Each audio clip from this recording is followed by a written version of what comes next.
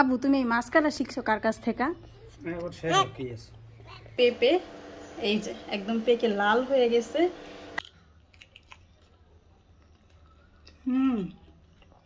অনেক সুন্দর ঘ্রাণ আসতেছে। আজকে আমাদের গাছ থেকে আমি সকাল সকাল গিয়ে বেগুন ছিঁড়ে নিয়ে আসছি। গাছে 3টা বেগুন হয়েছে, তাই 3টাই ছিঁড়ে নিয়ে আসছি।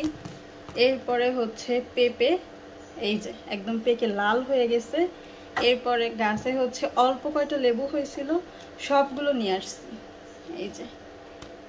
আর আজকে এই 3টা বেগুন দিয়ে হচ্ছে টাকি মাছ রান্না করব।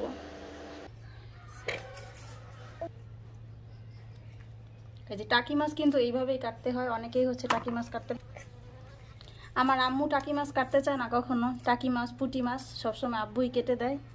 এই যে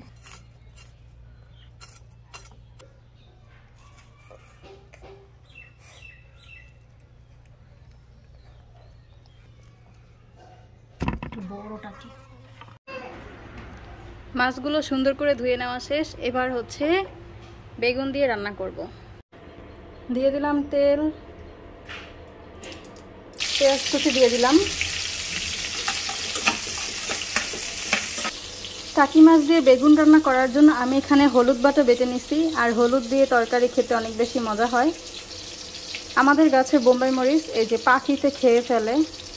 এই যে সব রসুন বাটা, জিরা বাটা, হলুদ বাটা, মরিচের গুঁড়া, লবণ।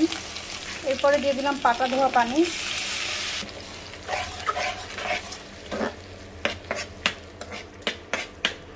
মশলা কষানো শেষ। এবার হচ্ছে মাছগুলো দিয়ে দিব।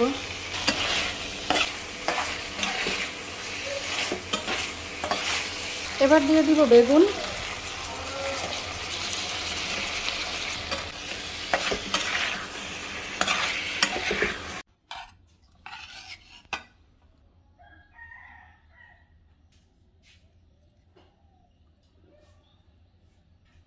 বিসমিল্লাহ।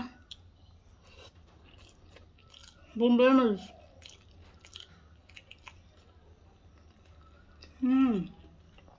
অনেক সুন্দর ঘ্রাণ আসতেছে। আর সাথে হচ্ছে আমাদের গাছের লেবু।